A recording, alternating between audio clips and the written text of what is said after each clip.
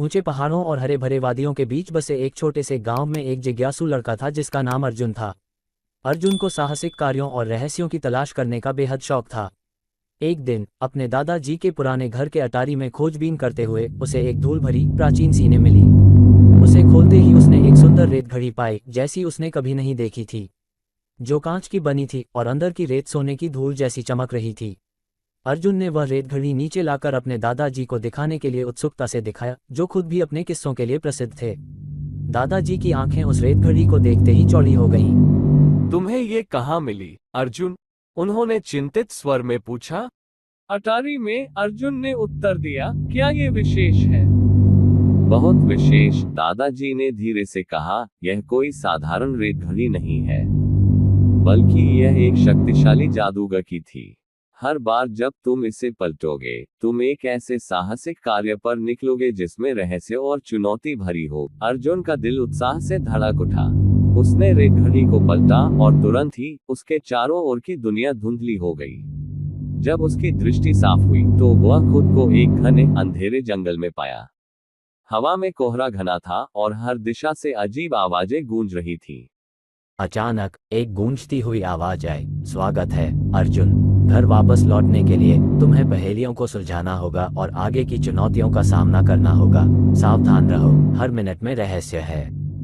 अर्जुन की रीढ़ में एक ठंडक दौड़ गई, लेकिन उसने अपने उत्सुकता के कारण आगे बढ़ाया।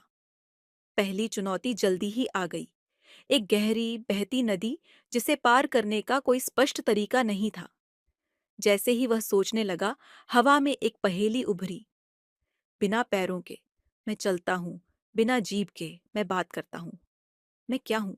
अर्जुन ने गहराई से सोचा और उत्तर पाया, नदी। उसने चिल्लाया। अचानक पानी में पत्थर उभर आए, जो उसे पार करने के लिए एक मार्ग बना रहे थे। दूसरी तरफ अर्जुन को एक विशाल, बात करने वाले पेड़ का सामना करना पड़ा। पेड़ की गहरी आवाज ने पूछा, क्या है जिसकी जड़ें किसी को नहीं दिखती, जो पेड़ों से भी ऊंचा होता है, ऊपर ऊपर जाता है, फिर भी कभी बढ़ता नहीं है? पहाड़, अर्जुन ने आत्मविश्वास से उत्तर दिया, और पेड़ ने अपनी शाखाएं हटा दी, जिससे एक छुपा हुआ रास्ता प्रकट हुआ। ये रास्ता अर्जुन को एक भव्य महल तक ले गया, जो एक डरावने ड्रैगन द्वारा संरक्षित था। ड्रैगन ने कहा, पार करने के लिए तुम्हें मेरे सवाल का जवाब देना होगा। मैं बिना मुंह के बोलता हूँ और बिना कान के सुनता हूँ। मेरा कोई शरीर नहीं है, लेकिन मैं हवा के साथ जीवित हो जाता हूँ।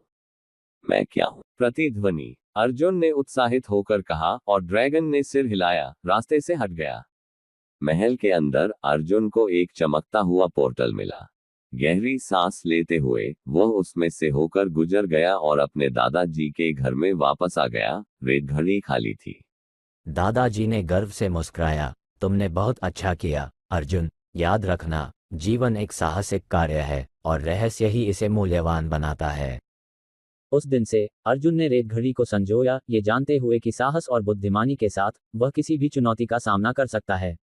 और इस तरह पहाड़ों और वादियों के बीच बसे गांव में अर्जुन की जादुई रेत घड़ी के साथ साहसिक कार्यों की कहानियां दूर दूर तक फैल गईं और दूसरों को अपने रहस्यों की खोज करने और हर मिनट के रहस्य को गले लगाने के लिए प्रेरित किया। The moral of the story, जादुई घड़ी। जीवन एक रोमांचक यात्रा है और हर पल में छुपे रहस्य और चुनौतियां ही इसे अद्वितीय और रोमांचक बनाते हैं। साहस और बुद्धिमानी से हर चुनौती का सामना करें और नई खोजों के लिए हमेशा तैयार रहें।